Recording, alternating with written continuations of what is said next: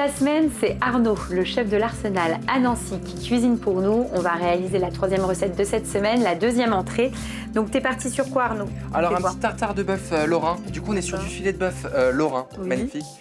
En tartare, tout simplement, au couteau. avec de la roquette. C'est ça.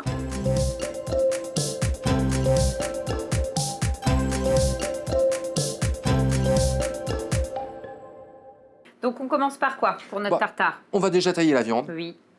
Du coup, pareil, quelque chose. Donc là, c'est quelle pièce exactement? Là, j'ai pris du filet de bœuf. D'accord. Donc, quand tu fais un tartare, tu prends du filet ou pas forcément? Pas Quelles forcément. sont les pièces justement que tu me recommandes? Alors, quand on le fait au couteau, avec des morceaux un petit peu gros, il faut prendre une belle qualité de viande très tendre, parce qu'il faut mâcher. Par contre, si vous prenez un tartare qui est haché, on peut prendre du rond de gîte. D'accord. Voilà, des pièces qui sont même plus fermes, c'est pas gênant parce qu'on casse les fibres.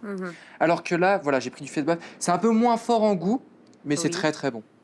Oui, puis là, l'idée de toute façon, c'est vraiment prendre une viande de qualité pour avoir quelque chose au niveau de la texture, voilà, qui soit fondant. C'est l'objectif de toute façon. On n'a pas envie de mâcher de trop. C'est ça. Alors là, je suis dans le sens des fibres. Oui. Par contre, dans l'autre côté, il faut absolument casser les fibres. D'accord. Parce que c'est ça qui donne la tendreté de la viande.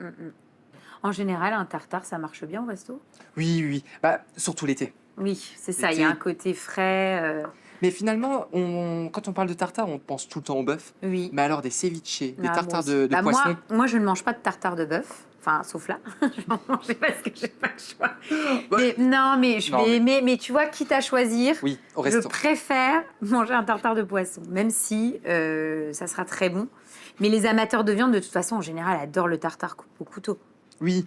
Puis après, si c'est comme moi j'aime des petites portions de tartare. Alors voilà, peut-être que c'est ça aussi, c'est que le fait de le proposer aussi en entrée, tu vois, c'est plus... parce que moi, au bout de quelques cuillerées... ça peut être écœurant.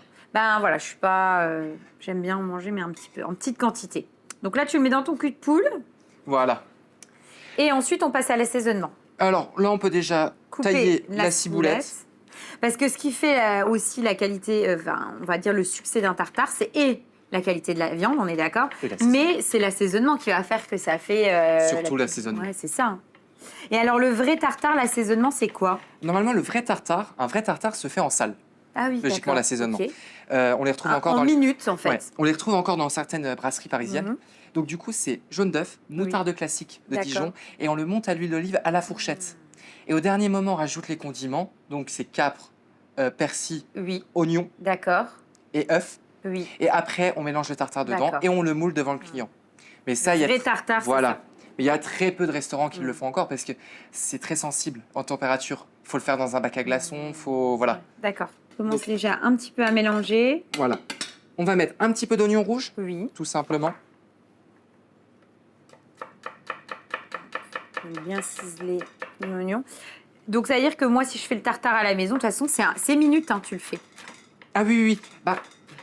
Ou alors, est-ce que je peux déjà mettre comme ça la ciboulette, etc., l'oignon rouge, et au dernier moment, je rajoute la moutarde et l'œuf? Non, alors là, je vais le monter un peu en mayonnaise. D'accord. Okay. Mais par contre, vraiment, on peut préparer la mayonnaise, les herbes, tout ça dedans. Et au dernier moment, on met la viande. On assemble juste après. avant le service. D'accord. Donc là, on va faire notre mayonnaise. Classique. Donc, jaune d'œuf. Un jaune d'œuf. Et là, tu as pris de la moutarde à l'ancienne. C'est mon péché mignon. Moi aussi, j'adore la moutarde à l'ancienne. Donc. Et ensuite, tu mélanges le tout. Et là, alors, tu veux que je tienne ça? Allez. Hop. Je vais peut-être t'embaucher tous les jours. Ouais, écoute. Donc, tu rajoutes à l'huile d'olive. C'est ça. Et bah, top. Un petit peu de sel. Beaucoup de sel. Ça va. Un petit coup de moulin à poivre. Et moi, j'ai un petit péché mignon aussi dans le tartare, des épices tandoori. Ah, d'accord. Je sais pas si vous connaissez. Si, je connais. C'est un mélange de plein d'épices. C'est ça. On va avoir du cumin, on va avoir du paprika. Ouais, ça va vraiment donner du peps, quoi. C'est ça. Mais sans être trop fort. Donc là, tu as les deux éléments et on va les rassembler. Enfin, tu vas assaisonner avec ta mayonnaise à l'ancienne. Petit à petit, parce que pas que ce soit trop. Voilà. Oui, là, c'est bien. Et là, pour moi, on a la belle texture. D'accord. Pour moi, on est top. Eh bien, super. Donc là, on n'a plus qu'à dresser. C'est ça. Donc là, tu as mis un emporte-pièce. C'est ça. Pour avoir quelque chose de joli. Esthétique. Donc tu mets ton tartare. Vous avez vu, la portion, c'est vraiment tout petit. Hein. Oui, mais on est sur une entrée en même temps.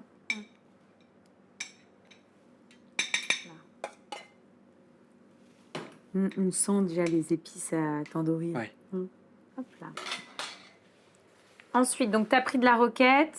Là, ça nous permet tout simplement de rajouter un petit peu de verdure, donc de la roquette. En plus, ça te donne du volume dans ton assiette. Et un petit peu d'amertume. C'est ce que j'aime dans la roquette. Oui, c'est ce que tu recherches là pour cette recette-là. C'est ça. On peut mettre des petites pensées pour le côté esthétique. Oui. Vous n'êtes pas obligé. Hein, mais... On goûte? On y va. Bon, allez, on y va? Ouais. C'est frais. Hein. En fait, ce que j'aime beaucoup, c'est l'ajout de tandoori. Franchement, bon, j'avais déjà goûté du tartare, mais j'aime beaucoup le fait d'avoir ajouté les épices à tandoori. Ça sort un petit peu des sentiers battus. C'est pas le tartare que tu manges partout, etc. Et j'aime beaucoup le rendu et l'association d'ailleurs avec le côté moutarde à l'ancienne, le côté amertume de la roquette et les épices à tandoori. C'est très bon, très frais. Vraiment, je vous recommande d'ajouter cette petite touche-là. Mais par contre, tu as vu du coup, pas de tabasco, non, pas de Worcestershire sauce, rien du tout. Juste épices tandoori. Oui, donc en fait, en plus de ça, ça simplifie. Tu n'es pas obligé de mettre beaucoup de choses. Non, c'est top. Franchement. Il ne faut pas tout rajouter, sinon ça fait trop de saveur. Non, c'est vraiment bien. On fait quoi ensuite pour le plat? Alors après, pour le plat, on va faire de la plomade porc. Une partie qu'on n'y pense pas souvent, mais juste rôti, c'est très bon. Et une petite déclinaison de carottes.